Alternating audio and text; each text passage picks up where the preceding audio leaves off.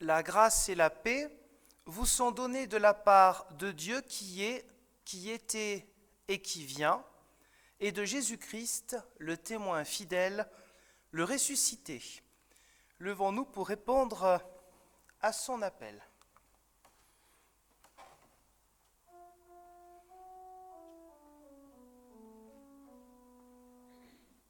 Chante Alléluia au Seigneur. Chante Alléluia au Seigneur. Chante Alléluia. Chante Alléluia. Chante Alléluia au Seigneur. Bienvenue à vous tous pour ce temps du culte dominical afin de nous retrouver en communauté et en communion avec les frères et sœurs de cette Église, mais aussi avec tous les frères et sœurs en Jésus-Christ. Ô Seigneur notre Dieu, qu'il est grand ton nom par toute la terre. Jusqu'aux cieux, ta splendeur est chantée par la bouche des enfants, des tout-petits. À voir le ciel, ouvrage de tes doigts, la lune et les étoiles que tu fixes, qu'est-ce que l'homme pour que tu penses à lui? Le fils d'un homme pour que tu en prennes souci. Tu l'as voulu un peu moindre qu'un Dieu, le couronnant de gloire et d'honneur. Tu l'établis sur les œuvres de tes mains, tu mets toutes choses à ses pieds. Ô Seigneur notre Dieu, qu'il est grand ton nom par toute la terre. Amen. Nous pouvons chanter le psaume 23, Dieu mon berger.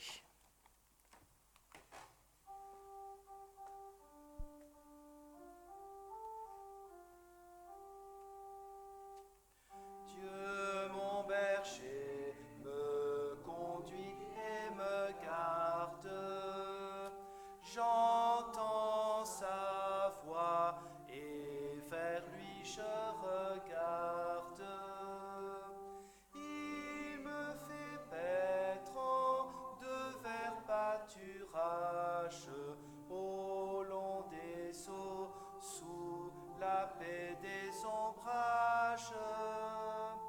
Et pour qu'en moi son amour s'accomplisse, il me conduit au sentier de justice. Quand il faudra marcher dans la nuit sombre, quand de la mort je traverserai l'ombre, je n'aurai point de peur en ma détresse, car tu te tiens auprès de moi sans cesse. Même au travers de la vallée obscure, c'est ton bâton, mon Dieu, qui me rassure. Tu viens dresser la table de la fête, l'huile odorante a parfumé ma tête. Un vin de joie en ma coupe déborde, nul notera, c'est bien que tu m'accordes, accompagné chaque jour d'heure en heure. Dans ta maison, je ferai ma demeure.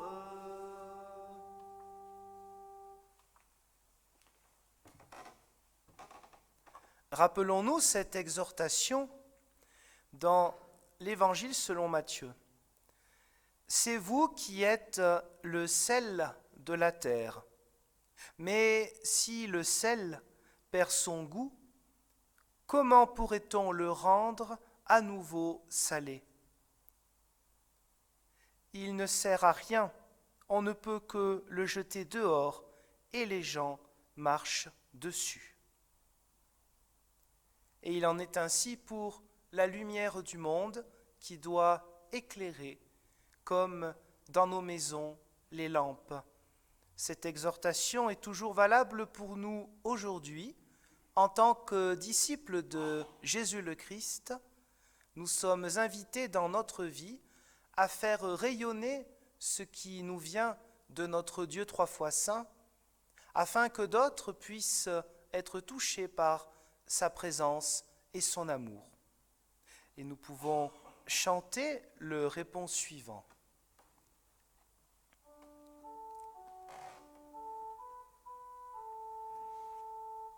À toi, Jésus, mon Rédempteur, je chanterai de tout mon cœur dans ma reconnaissance. Tu m'as sauvé par ton amour, je veux te consacrer mes jours et vivre en ta présence. Seigneur, Sauveur, tu dois être le vrai maître de ma vie. En toi seul je me confie.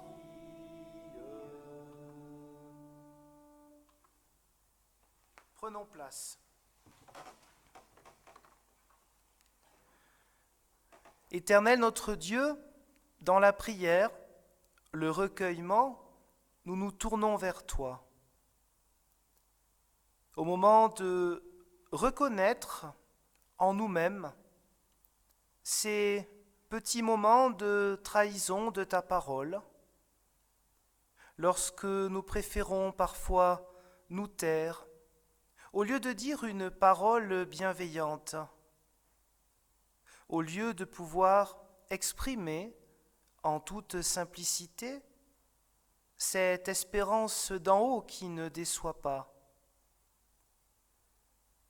Dans ces moments au contraire où nous ne permettons pas que le débat soit élevé, nous ne sommes plus du tout le sel de la terre, où nous nous accommodons de bien des choses, étant parfois trop consensuels, oubliant ainsi ta parole, oubliant que chacun d'entre nous, et aussi en tant qu'Église, nous avons besoin d'interpeller notre monde, de lui montrer ce qui élève en dignité l'être humain, puisque toi, notre Dieu, tu es venu par ton Fils Jésus-Christ sur la croix et par la résurrection pour relever toute l'humanité.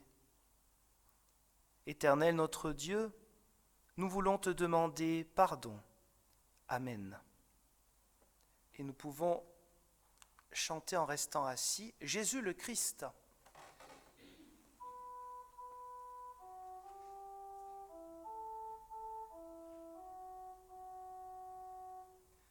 Jésus le Christ, lumière intérieure, ne laisse pas nos ténèbres nous parler. Jésus le Christ, lumière intérieure, donne-nous d'accueillir ton amour. Levons-nous pour recevoir une parole de délivrance.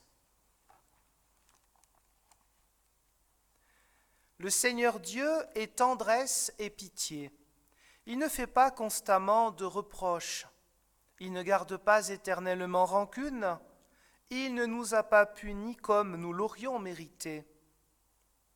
Il ne nous a pas fait payer le prix de nos fautes. Sa bonté pour ses fidèles monte aussi haut que le ciel au-dessus de la terre. Oui, la bonté du Seigneur durera toujours. De ces paroles de l'Ancienne Alliance nous vient déjà la grâce de Dieu qui nous relève, qui nous permet d'être véritablement libres, c'est-à-dire dégagés de tout fardeau, de toute culpabilité mauvaise, et nous invite et nous incite à progresser dans la foi et sa pratique quotidienne dans la présence de Jésus le ressuscité. Amen. Alors nous pouvons chanter notre reconnaissance.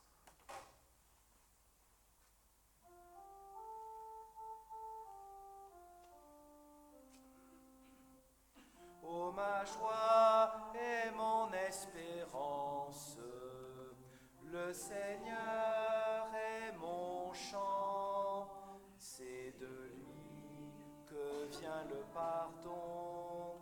En lui j'espère, je ne crains rien. En lui j'espère, je ne crains rien.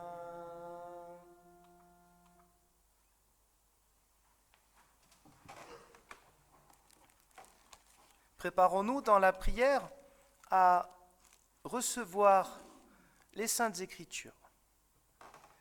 Esprit Saint, créateur de toute vie, auteur de tout bienfait, entends notre prière. Donne-nous d'accomplir fidèlement notre part de ton œuvre dans le monde, toi qui vis et qui règnes avec le Père et le Fils, un seul Dieu pour les siècles des siècles. Amen. Je vous propose d'écouter l'une des 3 lectures qui nous sont proposées pour aujourd'hui, car c'est un peu long. Ainsi, avec 3 lectures, on gaspillerait un petit peu 2 sur 3, autant en lire une et ensuite partager là-dessus. Cette lecture est précisément dans le livre des Actes des Apôtres, au chapitre 15, les versets 1 à 29. Version Nouvelle Bible Second. Quelques hommes qui étaient descendus de Judée enseignaient aux frères, « Si vous ne vous faites pas circoncire selon la coutume de Moïse, vous ne pouvez pas être sauvés. » Paul et Barnabé, ayant eu avec eux une violente dispute au cours du débat qui s'ensuivit, on décida que Paul, Barnabé et quelques autres des leurs monteraient à Jérusalem devant les apôtres et les anciens pour parler de cette question. L'Église leur fournit ce dont ils avaient besoin pour le voyage. Comme ils passaient par la Phénicie et la Samarie, ils racontaient en détail la conversion des non-juifs et causaient une grande joie à tous les frères. Arrivés à Jérusalem, ils furent accueillis par l'Église, les apôtres et les anciens, et ils rapportèrent tout ce que Dieu avait fait avec eux. Alors quelques membres du parti des pharisiens, qui étaient devenus croyants, se levèrent pour dire qu'il fallait circoncire les non-juifs et leur enjoindre d'observer la Torah de Moïse. Les apôtres et les anciens se rassemblèrent pour examiner cette affaire. Après un vif débat, Pierre se leva et leur dit, « Mes frères, vous le savez, dès les tout premiers jours, Dieu a fait un choix parmi vous pour que, par ma bouche, les non-juifs entendent la parole de la bonne nouvelle et deviennent croyants. Et Dieu qui connaît les cœurs leur a rendu témoignage en leur donnant l'Esprit Saint, tout comme à nous. Il n'a fait aucune différence entre nous et eux, puisqu'il a purifié leur cœur par la foi. Maintenant donc, pourquoi provoquez-vous Dieu en imposant aux disciples un joug que ni nos pères ni nous-mêmes n'avons été capables de porter ? En fait, C'est par la grâce du Seigneur Jésus que nous croyons être sauvés, de la même manière que toute la multitude fit silence, et l'on écouta Barnabé et Paul raconter tous les signes et les prodiges que Dieu avait produits par leur entremise parmi les non-juifs. Lorsqu'ils se turent, Jacques dit : « Mes frères, écoutez-moi. Siméon a raconté comment, pour la première fois, Dieu est intervenu pour prendre parmi les nations un peuple à son nom. Les paroles des prophètes s'accordent avec cela, comme il est écrit : après cela, je reviendrai et je relèverai la tente de David qui était tombée. J'en relèverai les ruines et je la redresserai. Afin que le reste des humains recherche le Seigneur, oui, toutes les nations sur lesquelles mon nom a été invoqué, dit le Seigneur, qui fait ces choses, connues depuis toujours. C'est pourquoi, moi, je suis d'avis de ne pas créer de difficultés aux non-juifs qui se tournent vers Dieu, mais de leur écrire qu'ils s'abstiennent des souillures des idoles, de l'inconduite sexuelle, des animaux étouffés et du sang. Depuis les générations anciennes, en effet, Moïse a dans chaque ville des gens qui le proclament, puisqu'on le lit chaque sabbat dans les synagogues. Alors, il parut bon aux apôtres et aux anciens, ainsi qu'à toute l'Église, de choisir parmi eux des hommes et de les envoyer à Antioche avec Paul et Barnabé, Judas appelé Barsabas et Silas, des dirigeants parmi les frères. Ils les chargèrent de cette lettre : « Vos frères, les apôtres et les anciens, aux frères non-juifs qui sont à Antioche, en Syrie et en Cilicie, bonjour. Nous avons appris que quelques individus sortis de chez nous, auxquels nous n'avions donné aucun ordre, vous ont troublés et inquiétés par leurs discours. Après nous être mis d'accord, il nous a paru bon de choisir des hommes et de vous les envoyer avec nos bien-aimés Barnabé et Paul, eux qui ont livré leur vie pour le nom de notre Seigneur Jésus-Christ. Nous avons donc envoyé Judas et Silas, qui vous apporteront de vive voix le même message. En effet, il a paru bon à l'Esprit Saint et à nous-mêmes de ne pas vous imposer d'autre fardeau que ce qui est indispensable, que vous vous absteniez des viandes sacrifiées aux idoles, du sang, des animaux étouffés et de l'inconduite sexuelle. Vous ferez bien de vous garder de tout cela. Adieu. Seigneur, ta parole est vérité, conduis-nous dans ta vérité. Amen. Levons-nous pour chanter notre cantique. Oh, quelle joie, oh, quel honneur.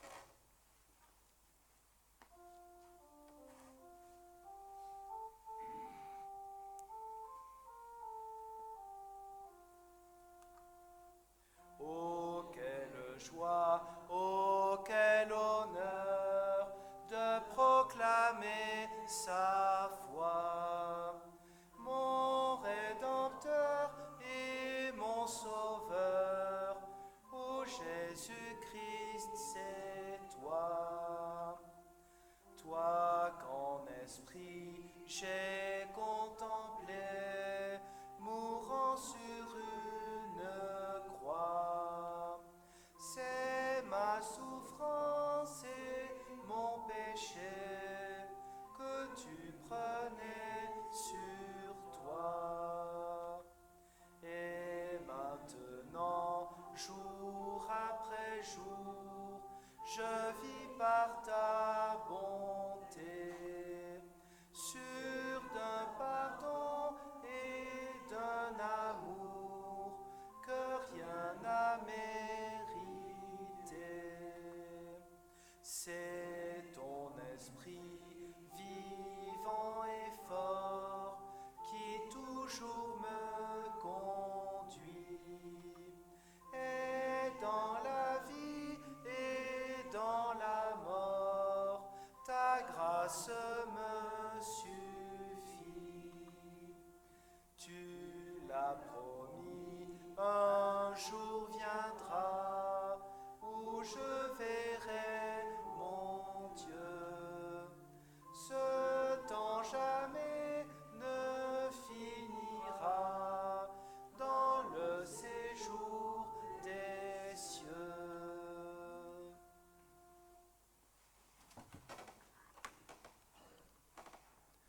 Frères et sœurs en Jésus-Christ, reprenons ensemble quelques idées, d'abord sur ce qui s'est passé à Jérusalem, dans le passage que nous venons d'entendre il y a un court instant, et puis ensuite pour voir aujourd'hui la question des risques d'approfondissement des divisions et comment avancer malgré les divisions bien présentes. D'abord donc, nous avons entendu un texte qui nous parle d'un événement très important. Nous sommes au cœur du livre des Actes des Apôtres. C'est un peu le centre de ce livre-là, l'Assemblée de Jérusalem, appelée aussi synode, puisque synode c'est faire chemin ensemble, et pour d'autres qui reprennent du latin, concile. Dans tous les cas, nous avons une institution qui commence à prendre forme, l'institution de l'Église chrétienne. Cette institution, pourquoi est-ce qu'on en a besoin, hier comme aujourd'hui ? Eh bien, pour régler, entre autres, les conflits, pour permettre qu'il y ait une unité de l'Église et pour permettre que nous soyons au clair avec soit la doctrine, plus tard on appellera cela des dogmes. Ce mot aujourd'hui est négativement connoté alors qu'au départ ce n'était pas forcément le but, c'était simplement rappeler les grands éléments importants qui structurent la foi des chrétiens. Donc oui, une organisation, mais pas simplement un temps de prière, un temps de débat, nous avons entendu ce mot, et puis il faut bien que vienne à un moment une décision. Car l'Église, ce n'est pas du n'importe quoi, on a besoin de respecter aussi les règles qui y sont. Alors quel était le problème ? Un problème qui évidemment pour nous est complètement dépassé, mais à chaque époque, ses soucis et ses divisions. Alors, pour nous, ça semble un peu ridicule, mais ça n'avait rien de ridicule pour les premiers chrétiens. Des problèmes qui sont liés à une minorité, d'abord, de judéo-chrétiens, une minorité qui sont d'origine pharisienne, comme Paul, à l'origine, était pharisien, et qui disent, voilà, pour nous, c'est inconcevable que nous puissions manger, car il y a beaucoup la question des repas, que nous puissions manger à la même table que ceux qui sont, certes, frères et sœurs en Jésus-Christ, mais d'origine païenne et donc qui ne sont pas circoncis. La circoncision, pour des juifs pharisiens, c'est quelque chose d'évident, c'est le signe physique de l'appartenance au peuple élu, c'est une manière forte, d'aucuns diraient un peu intégriste quand même, ou exagérée, de pratiquer la Torah. On ne peut pas faire autrement que d'être circoncis, sinon on n'est pas juif. Alors évidemment, cette minorité de judéo-chrétiens pose problème. Mais il est vrai aussi que de l'autre côté, c'est-à-dire des pagano-chrétiens, donc ceux qui étaient des non-juifs à l'origine, eh bien il existe des choses aussi inacceptables. Quand on parle de l'inconduite sexuelle, si on lit ça, on se dit, bon, on ne sait pas trop ce que ça signifie. Et s'il n'y avait pas de théologie, peut-être ça nous ferait dire tout et n'importe quoi. On sait que dans le contexte, il est question d'inceste. Voilà le contexte. Donc c'est quelque chose de fort quand même. Littéralement, ce sont des relations incestueuses qui pouvaient parfois être comprises comme normales dans certaines cultures païennes de cette époque-là. On comprend pourquoi il y a besoin de décision, n'est-ce pas ? Parce que vous voyez comment, dès le départ, l'Église peut être divisée. Il y a déjà un risque de schisme, clairement, entre une Église qui serait de la lignée, entre guillemets, pure, c'est-à-dire judéo-chrétienne, et puis une autre Église qui aurait des habitudes et des mœurs très différentes, qui serait l'Église pagano-chrétienne, quoi. Alors, il y a besoin de temps, de réflexion et de décision. Il s'agit de mettre, alors tout le monde d'accord, ça c'est compliqué, et le but d'ailleurs de l'Église, ce n'est pas de faire dans le consensus mou, c'est d'être fondée le plus possible sur les Écritures, mais avec une interprétation des Écritures. Quelle est l'interprétation ici qui fait foi? C'est le cas de le dire. Eh bien, c'est la prédominance de la grâce de Dieu sur la Torah. Ce n'est pas que la Torah est à mettre à la poubelle, bien sûr que non, mais depuis, il y a encore plus que la Torah, il y a la grâce de Dieu. Alors non, la circoncision n'est plus quelque chose d'obligatoire. Désormais, c'est le baptême, signe spirituel d'appartenance au même peuple élu, qui fait l'unité entre les judéo-chrétiens et les pagano-chrétiens. Et aujourd'hui, normalement, il en est ainsi dans la foi chrétienne. C'est le baptême qui fait l'unité de tous les disciples de Jésus, quelle que soit la confession, et même les confessions qui ne veulent pas dialoguer avec les autres. Ils sont en Christ, eux aussi, ils sont donc chrétiens. Et peut-être qu'avec l'aide du Saint-Esprit, un jour, ceux qui ne souhaitent pas dialoguer maintenant le souhaiteront plus tard. Mais ça, c'est un sujet un peu plus récent, effectivement. Donc oui, cette décision, elle est utile. Elle nous parle de choses aussi un peu bizarres. Les viandes sacrifiées aux idoles. On pourrait se dire, mais c'est quoi cette décision? Les faux dieux, ça n'existe pas. Ils savent très bien que les faux dieux n'existent pas, mais ça choque beaucoup les judéo-chrétiens. Parce que les viandes sacrifiées aux idoles, donc ce sont des animaux, on va dire que l'abattoir, il est où? En plein milieu d'un temple païen. Donc symboliquement, comprenez que ceux qui sont judéo-chrétiens disent quand même c'est pas possible.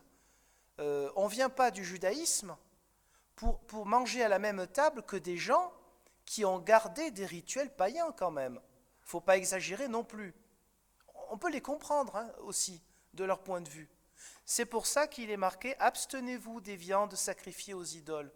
Il ne faut pas que grandissent les antagonismes, les conflits qui vont devenir après des conflits de personnes. Si on n'arrête pas ça, il faut bien quand même arrêter certaines choses. Pour ce qui est du sang, eh bien c'est la même chose, c'est-à-dire c'est le sang de ces animaux, les animaux étouffés, c'est-à-dire une manière de tuer les animaux qui n'est pas celle de la Torah. Donc vous voyez, d'un côté, on dit aux judéo-chrétiens, arrêtez d'embêter les autres avec votre histoire de circoncision, c'est terminé.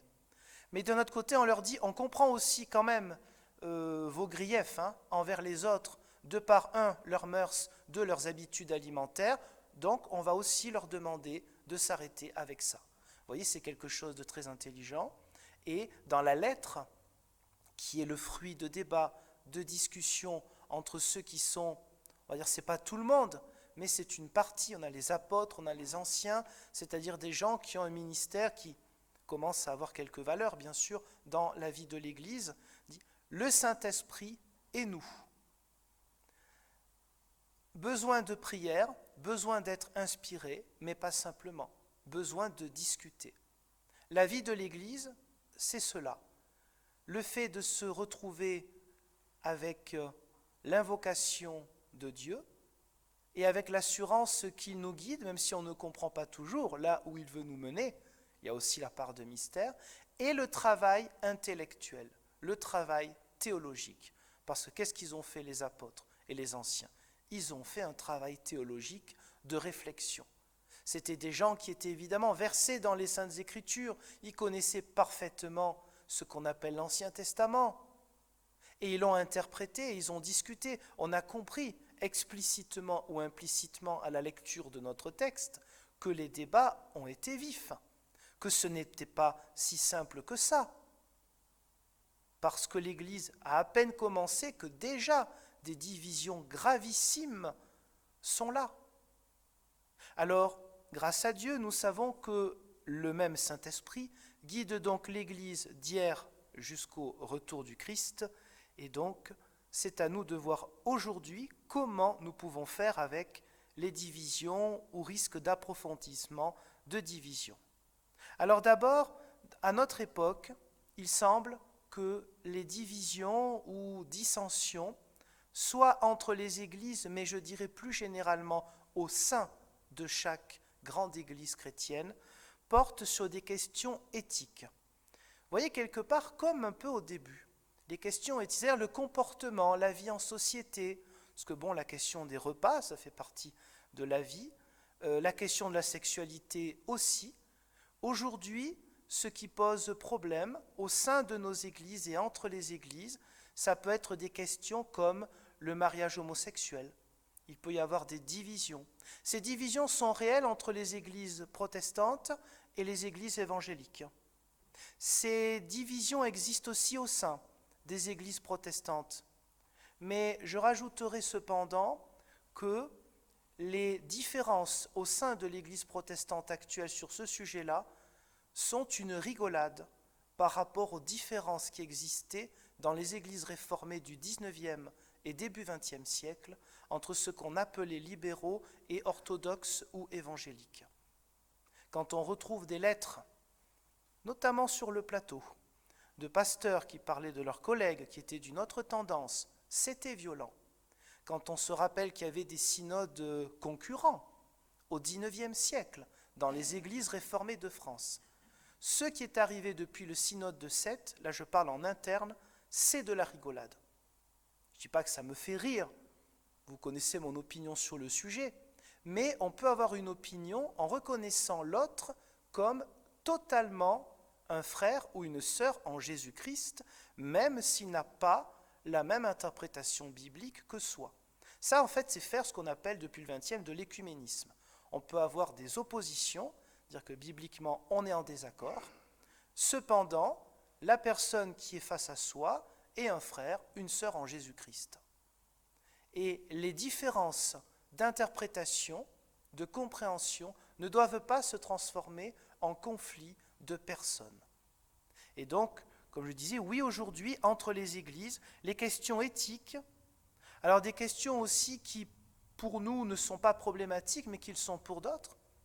Dans une partie des églises évangéliques, on ne va pas parler de femmes pasteurs. Et chez nos frères et sœurs catholiques romains ou orthodoxes, vous pouvez attendre longtemps pour qu'il y ait des femmes prêtres, surtout dans l'église orthodoxe. Bon, eh bien, c'est leur théologie. On peut avoir des désaccords, nous, ça ne nous empêchera pas de discuter avec eux. Alors donc, c'est à nous de repérer les risques d'approfondissement des divisions.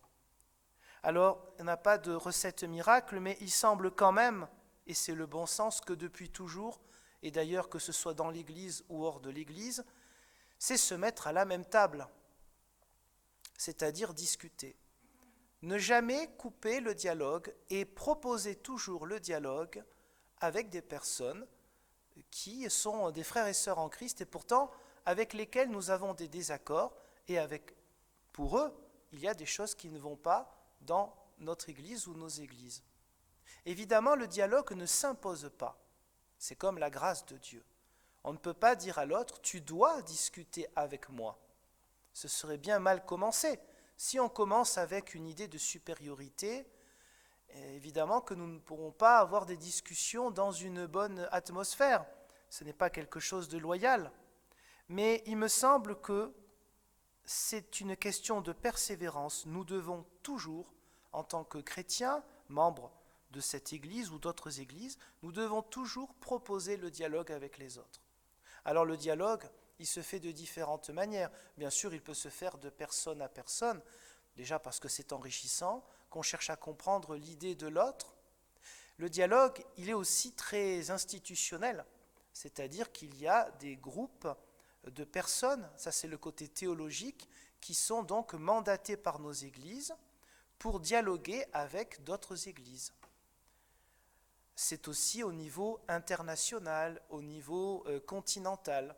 Et grâce à cela, une véritable bénédiction a été portée sur l'Église universelle depuis le début du XXe siècle, car il y a non seulement des accords entre des églises très différentes, luthériens, réformés, méthodistes, anglicans, quelques baptistes, quelques pentecôtistes, les catholiques romains qui sont arrivés à partir de 1960, les églises orthodoxes, des églises orientales non orthodoxes, c'est encore autre chose, et d'autres églises pas trop connu, certaines églises évangéliques, oui, dans le monde entier, il y a eu des avancées extraordinaires qui font, par exemple, parce on se dit c'est pas très concret, c'est de la théologie. Oui, mais ça vient au concret.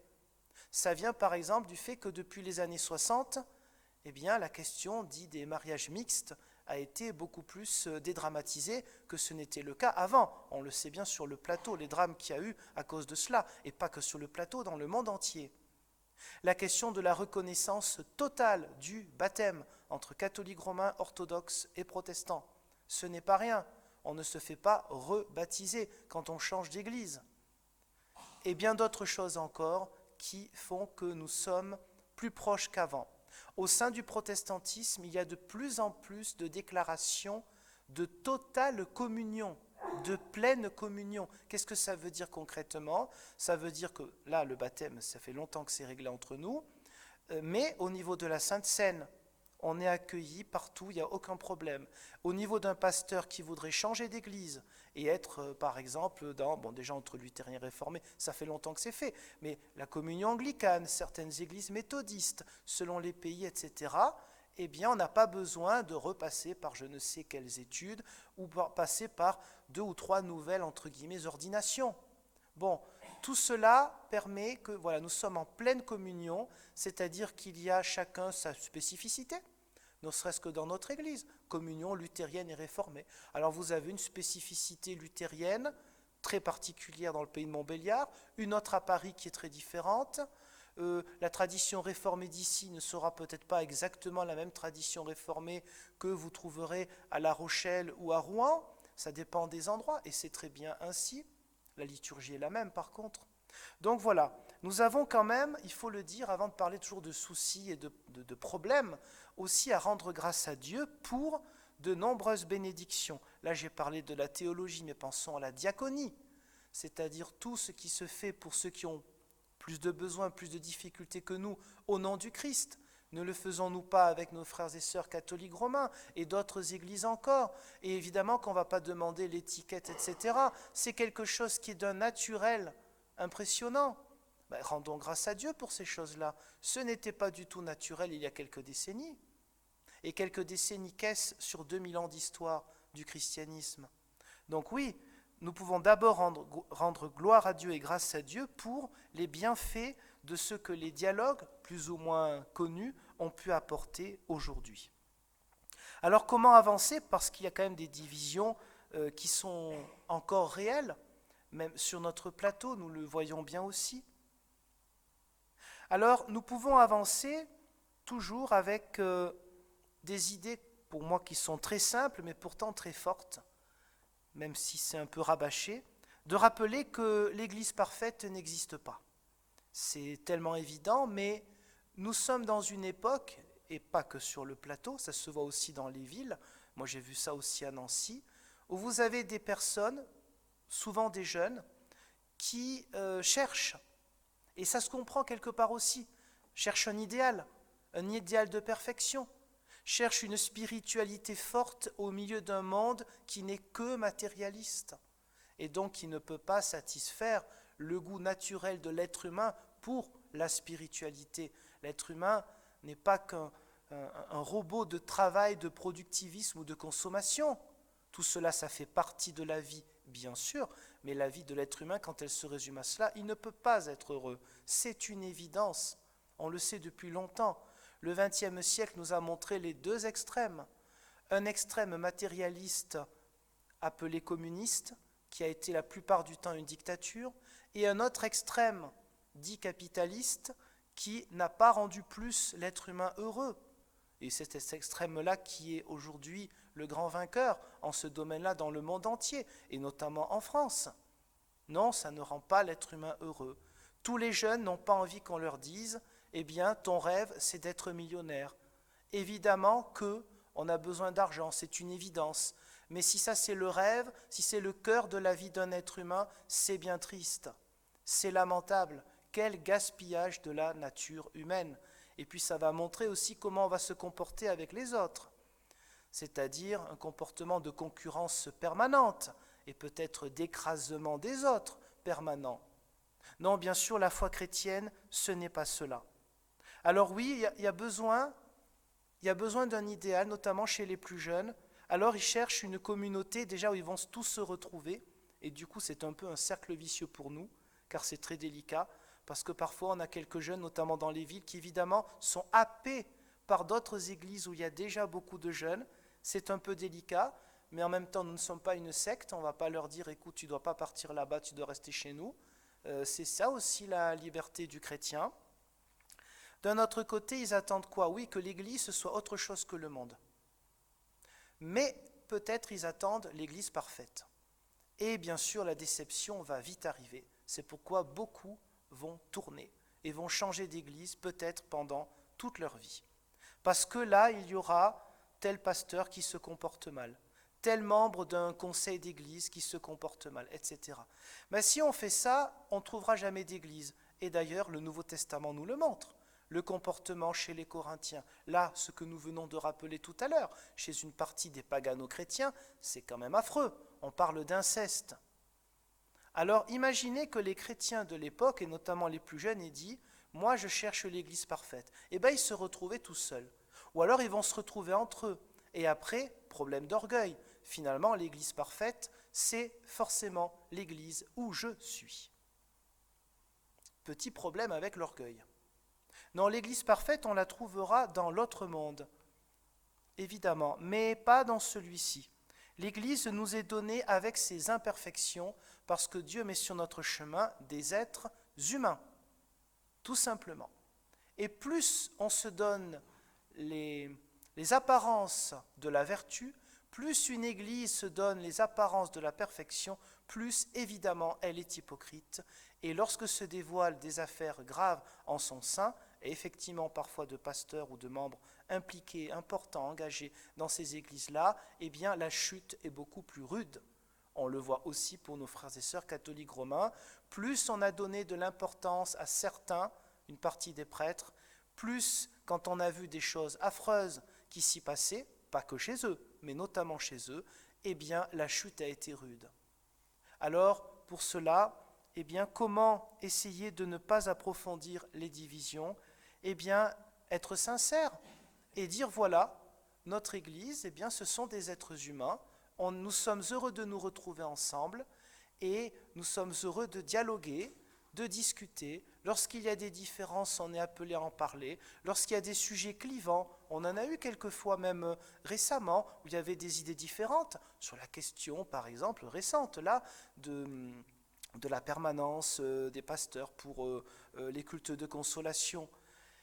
À la fin, on prend une décision, mais la décision, c'est pas dire les autres, vous êtes des imbéciles parce que vous ne pensez pas la même chose. C'est ça l'Église. Alors oui, ça prend du temps, et on est dans un monde qui veut aller trop vite. Ça prend toujours le temps, le débat, la discussion. Mais l'Église, c'est ne pas mettre sur le côté ceux qui sont minoritaires et qui pensent différemment. C'est pas leur dire, écoutez, maintenant on vous a assez entendu, taisez-vous et vous vous soumettez à la décision. Certes, il faut écouter les décisions, mais reconnaître les autres comme de plein droit, totalement frères et sœurs en Jésus-Christ.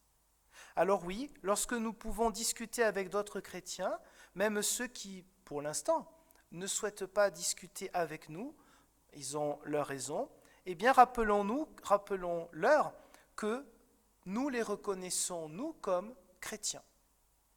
Tous ceux qui sont baptisés, tous ceux qui sont en Christ sont chrétiens. Nous reconnaissons les autres comme frères et sœurs en Jésus-Christ, même quand ils ne nous reconnaissent pas, nous, frères et sœurs en Jésus-Christ. Car si nous faisons différemment, si nous disons on ne veut pas entendre parler d'eux, même si parfois ils nous agacent, je le dis pour moi, je suis souvent agacé, mais ce sont des frères et sœurs en Christ, qu'on le veuille ou non. Si nous nous arrêtons uniquement aux gens avec qui nous dialoguons, nous ne faisons pas preuve d'une belle manifestation de la foi chrétienne. Parce qu'on sait très bien qu'il y a toujours des a priori, des préjugés, et qu'on peut proposer le dialogue, et peut-être un jour, cette main sera acceptée. En rappelant toujours que dialoguer, ce n'est pas accepter tout ce que font les uns et les autres. Dialoguer, c'est accepter l'être humain qui est face à soi. Ce n'est pas forcément accepter ce qu'il fait ou ce qu'il croit. Quand on est, c'est une autre affaire, parenthèse très rapide et très courte, quand on est dans le dialogue interreligieux, Ça existe au Puy, ça existe dans les grandes villes. Moi, j'y étais à Lunéville avec grand plaisir. Évidemment que ce n'est pas tout mélangé. Une foi, c'est le côté chrétien qui dit sa foi. Le mois suivant, c'est le côté juif, et le mois d'après, c'est le côté musulman. Eh bien non, ce n'est pas du syncrétisme. Ce n'est pas taire sa foi. Chacun a dit sa foi, et c'est enrichissant. Et on a parlé de Jésus le Christ, et on saura d'autant plus parler de Jésus le Christ avec ceux qui n'y croient pas, parce qu'on connaît bien leur religion, et qu'on sait aussi certains termes qui forcément vont bloquer, et d'autres qui vont ouvrir des portes. On est dans la fraternité universelle. Fermeture de parenthèse. Donc pour nous aujourd'hui, et pour conclure, donc c'est toujours engager le dialogue, se reconnaître à égalité malgré les différences, soit de dogmes, de croyances, soit aussi de rituels qui parfois nous font bizarre, voire nous choquent, soit de manque d'organisation qui pour nous peuvent être un peu dangereux ces manques-là, parce qu'après ça peut être le système gourou, donc il faut aussi dire ce que nous pensons. Ça n'empêche qu'ils croient en Jésus-Christ, ils sont chrétiens. Ça, c'est quelque chose qui ne peut pas être négociable. C'est aussi en interne, là je parle dans notre Église, c'est aussi savoir reconnaître la difficulté aussi de la tâche de ceux qui sont nos autorités. Exemple précis, la question du Covid ou de la Covid, la question des vaccins, la question des non-vaccinés, c'est une question, peut-être maintenant on en parlera moins, mais qui a divisé au sein de toutes les paroisses. Il y a eu des textes, mais qui sont semi-officiels. Quel est le texte vraiment officiel de notre Église ? C'est un texte du synode national. Nous n'avons pas eu, bien sûr, de texte du synode national sur « allez-vous faire vacciner ou pas ?» accueillez ou pas les non-vaccinés. Nous avons eu des textes d'où ? Du Conseil national. Ce sont des textes qui ne sont pas officiels. Et ces textes-là, qu'est-ce qu'on a lu là-dedans ? Eh bien, on a lu la difficulté. D'un côté, on a lu, selon les époques, penser au vaccin parce que c'est important, on n'est pas seul, on pense aussi aux autres. Dans d'autres messages, on a eu attention que les gens qui ne sont pas vaccinés ne se sentent pas rejetés par l'Église. Conclusion de cela, parce que moi j'ai beaucoup lu, beaucoup réfléchi à ce sujet-là, je ne suis évidemment pas le seul, eh bien nos autorités, ce sont aussi des êtres humains qui marchent sur des œufs et qui font ce qu'ils peuvent pour nous inciter à plus d'unité ou surtout à ne pas nous diviser entre nous, en plus sur des sujets qui vraiment n'ont rien à voir, pour le dire à la base en tout cas, avec les Saintes Écritures et la foi chrétienne en tant que telle, quand même. Donc voilà, il faut reconnaître que personne ne peut posséder, comme on dit, la vérité, qu'on cherche, mais qu'il faut chercher ensemble à trouver des solutions, et que l'essentiel, c'est toujours de rappeler le cœur du cœur, qui est l'amour de Dieu, du prochain, et l'amour des autres comme le Christ nous a aimés, et annoncer la bonne nouvelle de cette grâce qui dépasse tout. Alors que Dieu nous soit en aide pour toujours être dans le recul sur soi, savoir aussi prendre du recul sur notre propre conviction, reconnaître que nous n'avons évidemment pas tous les éléments en jeu pour comprendre et décider de tout. Accepter et je dirais presque mettre en avant nos difficultés, notre fragilité. L'Église, c'est ainsi, ce sont des êtres humains, avec l'assurance toujours que l'Esprit Saint nous guide depuis la Pentecôte. Amen.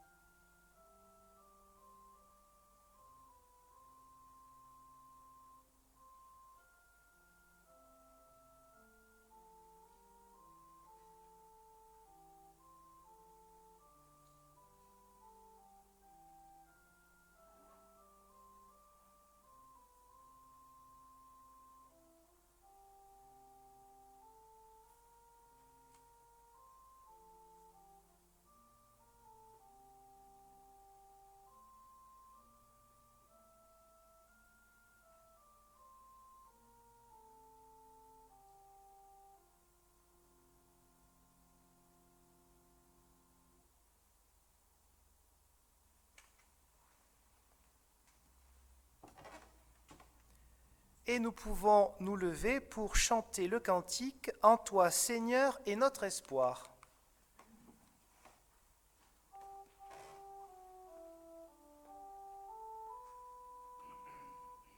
En toi, Seigneur, est notre espoir, que ta parole soit notre pain, que ton esprit nous garde unis pour te servir, ô Jésus-Christ.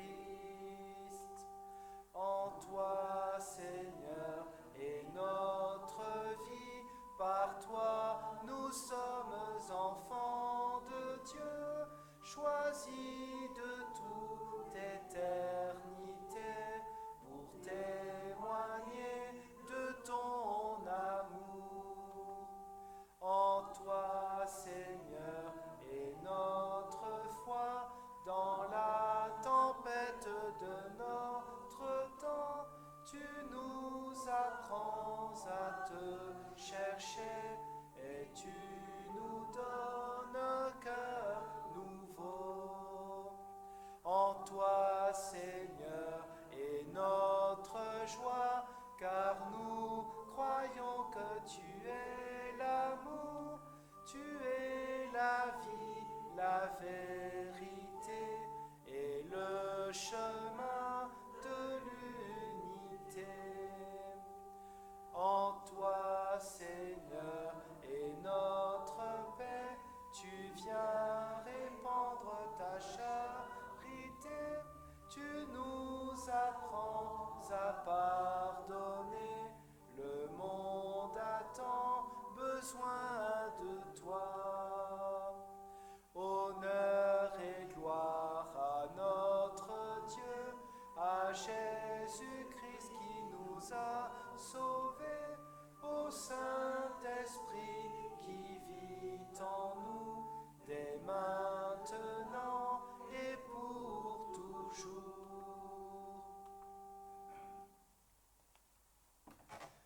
Pour la confession de foi, je vous propose de dire ensemble ce rappel de versets bibliques, de confessions de foi fort anciennes, auxquelles nous pouvons bien sûr nous ajouter.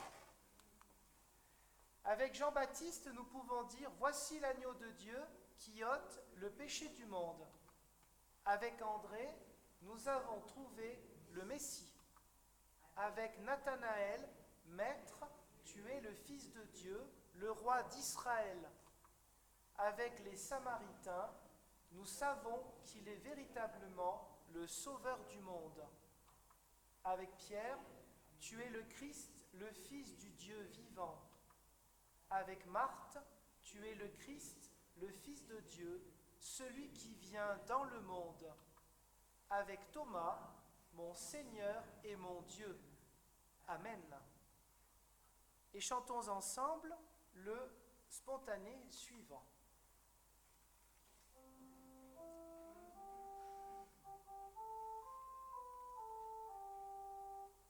Je crois en toi, mon Sauveur ressuscité, rien ne pourra de mon cœur ôter la foi. Je veux garder la fierté du baptisé, ta force me conduit, Seigneur, tu es ma joie. Ô Seigneur, Maître de la vie, je chante avec amour ta gloire, ô Jésus-Christ.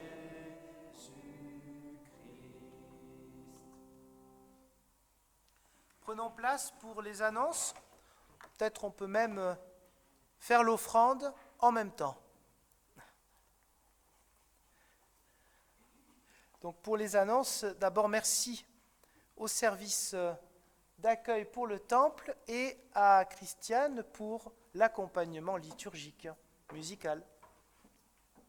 Ce soir, le culte par téléphone à 18h, Normalement, s'il n'y a pas eu de problème trop, il y aura aussi le culte de maintenant sur notre chaîne YouTube. Demain à 14 heures, c'est l'équipe de l'agrafage de notre journal paroissial aux salles Vareille. Et ceux qui ont déjà prévu de venir sont invités à venir avec leur propre agrafeuse. C'est bien ça, Bernard? Mercredi à 16h30, culte à Moz. Bon, du coup, je les re-annonce.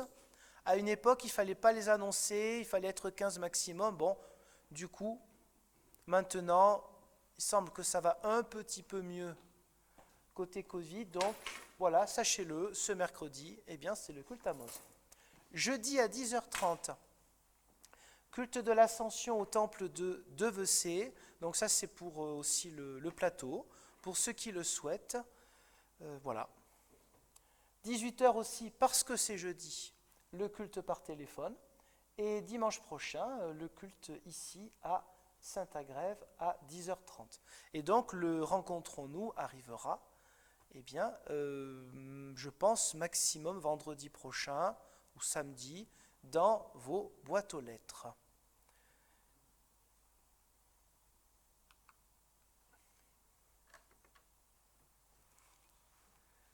Prenons le temps de la prière d'intercession.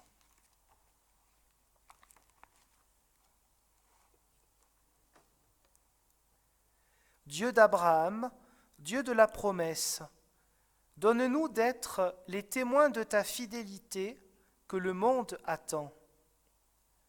Dieu de Jacob, Dieu du combat, donne-nous de lutter contre le mal, l'injustice et la souffrance. Dieu de Moïse, Dieu de la délivrance, donne-nous de libérer les prisonniers du doute, du désespoir et de la peur. Dieu de David, Dieu des louanges, donne-nous de répandre la joie de te connaître. Dieu d'Élie, Dieu de la faim rassasiée, donne-nous de partager notre pain avec celles et ceux qui ont faim. Dieu de Jésus-Christ, Dieu d'amour, donne-nous, en tout temps et en tout lieu, d'être comme les échos de ta parole qui accueille, console et donne la paix. Et comme Jésus le Christ l'a enseigné à ses disciples, nous pouvons dire maintenant, Notre Père qui es aux cieux, que ton nom soit sanctifié, que ton règne vienne, que ta volonté soit faite sur la terre comme au ciel. Donne-nous aujourd'hui notre pain de ce jour. Pardonne-nous nos offenses, comme nous pardonnons aussi à ceux qui nous ont offensés. Et ne nous laisse pas entrer en tentation, mais délivre-nous du mal, car c'est à toi qu'appartiennent le règne, la puissance et la gloire, pour les siècles des siècles. Amen. Levons-nous pour une parole d'envoi et de bénédiction. Ainsi, nous avons pu nous rappeler de choses fortes, en un sens dramatique, mais finalement réglées à une époque, au 1er siècle. Nous avons pu aussi nous rappeler que, quelles que soient les difficultés, tensions, divisions humaines d'aujourd'hui, eh bien, il n'y a aucune fatalité. Le Saint-Esprit souffle où il veut et il permet à l'Église, qu'elle en soit consciente ou inconsciente, de vivre malgré tout une forme de communion. Puissions-nous, dans cet esprit-là, poursuivre notre chemin dans l'assurance de la bénédiction du Dieu Père, Fils et Saint-Esprit, qui vous envoie pour témoigner dans le monde. Amen. Et nous pouvons chanter le dernier répond. Toi, lève-toi et va au nom du Dieu au monde. Toi, lève-toi et va au nom du Christ, porter l'amour de Dieu au monde.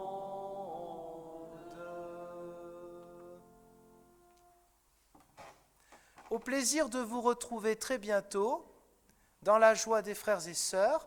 Bon dimanche à vous et aux personnes que vous croiserez tout à l'heure. À bientôt!